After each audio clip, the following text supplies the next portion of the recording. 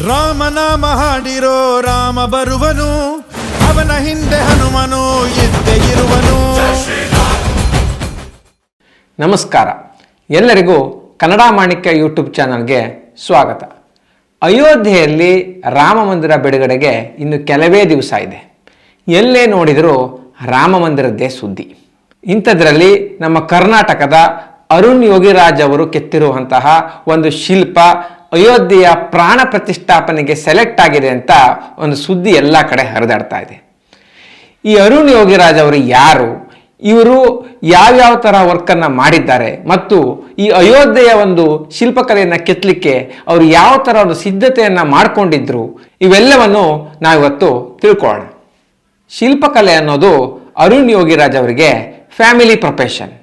ಹಾಗಂತ ಇವರೇನು ಮೊದಲಿಂದಾನು ಶಿಲ್ಪಕಲೆಯನ್ನೇ ನಂಬ್ಕೊಂಡವರಲ್ಲ. MBA ಮಾಡಿ ಒಂದಷ್ಟು ದಿವಸ ಕೆಲಸ ಕೂಡ ಮಾಡಿದರು. ಆದರೆ ನಂತರ ನನಗೆ ಶಿಲ್ಪಕಲೆಯಲ್ಲೇ ಪ್ಯಾಷನ್ ಇರೋದಂತ ತಿಳ್ಕೊಂಡು ಶಿಲ್ಪಕಲೆಯನ್ನೇ ವೃತ್ತಿಯಾಗಿ ತಗೊಂಡ್ರು. ಸುಮಾರು 11 ವರ್ಷ ಚಿಕ್ಕವರಿದ್ದಾಗಲೇ ಇವರು ತಂದೆಯೊಂದಿಗೆ ಶಿಲ್ಪಕಲೆಯನ್ನು ಕೆತ್ತೋದನ್ನು ರೂಢಿ ಮಾಡಿಕೊಂಡ್ರು. 2006ರಲ್ಲಿ ಒಂದು ದುರ್ಗಾ ಮಾತೆಯ ಶಿಲೆಯನ್ನು ಇವರು ಇಂಡಿವಿಜುವಲ್ ಆಗಿ ಕೆತ್ತಿರುವಂಥ ಒಂದು ಮೂರ್ತಿ ಅಂತ ನಾವು ಹೇಳ್ಬೋದು. ಅರುಣ್ ಯೋಗಿರಾಜ್ ಅವರ ತಾತ ಕೂಡ ತುಂಬ ಫೇಮಸ್ ಆದಂಥವ್ರು. ಆಗಿನ ಮೈಸೂರು ಅರಮನೆಯಲ್ಲಿ ತುಂಬ ವಿಗ್ರಹಗಳನ್ನು ಇವರು ಕೆತ್ತುಕೊಟ್ಟಿದ್ದಾರೆ. ಹೀಗೆ ಇವರ ಫ್ಯಾಮಿಲಿಗೆ ಈ ಶಿಲ್ಪಕಲೆಯ ಒಂದು ಪ್ರತಿಭೆ ಒಲಿದು ಬಂದಿದೆ. ಯಾವಾಗ ಅರುಣ್ ಯೋಗಿರಾಜ್ ಅವರು ಶಿಲ್ಪಕಲೆಯನ್ನೇ ತನ್ನ ವೃತ್ತಿಯಾಗಿ ಮಾಡ್ಕೊಳ್ತೇನೆ ಅಂದಾಗ ತಂದೆಯವರ ಬೆಂಬಲ ಇತ್ತು, ಆದರೆ ತಾಯಿಯವರು ಇದಕ್ಕಷ್ಟು ಸಪೋರ್ಟ್ ಮಾಡಲಿಲ್ಲ. ನಂತರ 2014ರಲ್ಲಿ ಸೌತ್ ಇಂಡಿಯಾ ಯಂಗ್ ಟ್ಯಾಲೆಂಟ್ ಪ್ರಶಸ್ತಿ ಬಂದಾಗ ತಾಯಿಯವರು ಕೂಡ ಇದಕ್ಕೆ ಒಪ್ಕೊಳ್ಳೋಕೆ ಶುರು ಮಾಡಿದ್ರು. ಹೀಗೆ ಅರುಣ್ ರಾಜ್ ಅವರು ಶಿಲ್ಪಕಲೆಯನ್ನು ನೆಚ್ಚಿಕೊಂಡು ತುಂಬ ಮಹತ್ತರವಾದ ಹಲವಾರು ಶಿಲ್ಪಕೃತಿಗಳನ್ನು ಕೆತ್ತಿದ್ದಾರೆ. ಇಂಡಿಯಾ ಗೇಟ್ನಲ್ಲಿರೋ ಸುಮಾರು 28 ಅಡಿ ಎತ್ತರದ ಸುಭಾಷ್ ಚಂದ್ರ ಬೋಸ್ ಅವರ ಪ್ರತಿಮೆಯಾಗಲಿ, ಅಥವಾ ಕೇದಾರ್ನಾಥ್ನಲ್ಲಿರೋ 12 ಅಡಿ ಎತ್ತರದ ಆದಿಶಂಕರಾಚಾರ್ಯ ಪ್ರತಿಮೆ ಆಗಲಿ, ಇನ್ನೂ ಮುಖ್ಯವಾಗಿ ಮೈಸೂರಿನ ಸ್ಮಾರಕದಲ್ಲಿರುವ ಕೃಷ್ಣಶಿಲೆಯಿಂದ ಮಾಡಿದಂತಹ ಡಾಕ್ಟರ್ ವಿಷ್ಣುವರ್ಧನ್ ಅವರ ಪ್ರತಿಮೆಯನ್ನು ಕೂಡ ಅರುಣ್ ಯೋಗಿರಾಜ್ ಅವರೇ ಮಾಡಿದ್ದಾರೆ.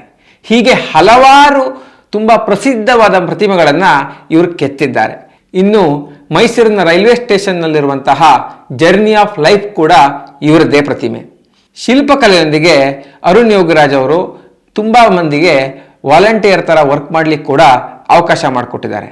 ಇವರದ್ದೇ ಟ್ರಸ್ಟ್ ಮೂಲಕ ತುಂಬ ವಿದ್ಯಾರ್ಥಿಗಳಿಗೆ ಫ್ರೀ ಆಫ್ ಕಾಸ್ಟ್ ಶಿಲ್ಪಕಲೆಯನ್ನು ಕಲಿಸ್ಕೊಟ್ಟಿದ್ದಾರೆ. ಒಟ್ಟಿನಲ್ಲಿ ಈ ರೀತಿ ತುಂಬ ಹೆಸರಾಂತ ಶಿಲೆಗಳನ್ನು ಕೆತ್ತಿ ಅವರಿಗೆ ಅಯೋಧ್ಯೆ ರಾಮ ಮಂದಿರದ ಒಂದು ಅವಕಾಶ ಬಂತು ಅಂತ ನಾವು ಹೇಳ್ಬೋದು.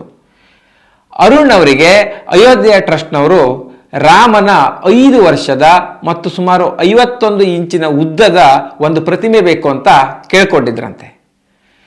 ಶ್ರೀಕೃಷ್ಣನ ಬಾಲಚರಿತೆ ಬಗ್ಗೆ ನಮಗೆ ತುಂಬ ಇನ್ಫಾರ್ಮೇಷನ್ಗಳು ಸಿಗ್ತವೆ, ಆದರೆ ಬಾಲರಾಮಾಯಣ ಅಷ್ಟು ನಮಗೆ ಮಾಹಿತಿ ಸಿಗೋದಿಲ್ಲ. ಆದ್ದರಿಂದ ಅರುಣ್ ಅವರು 5 ವರ್ಷದ ಮಕ್ಕಳ ಸುಮಾರು 1200 ಫೋಟೋಗಳನ್ನು ಸ್ಟಡಿ ಮಾಡಿ ಒಂದು ವಿಜುವಲೈಸೇಷನ್ಗೆ ಬಂದಿದ್ದಾರೆ. ಇದಕ್ಕೆ ಸುಮಾರು ಅವರಿಗೆ 2 ತಿಂಗಳ ಹಿಡಿದಿದೆ.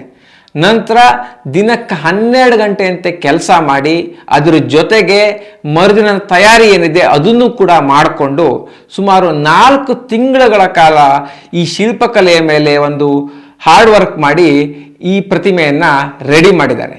ಇದು ಅಯೋಧ್ಯೆಯ ರಾಮ ಮಂದಿರ ಉದ್ಘಾಟನೆಯ ಸಮಯದಲ್ಲಿ ಅಲ್ಲಿ ಪ್ರಾಣ ಪ್ರತಿಷ್ಠಾಪನೆಗೆ ಸೆಲೆಕ್ಟ್ ಆಗಿದೆ.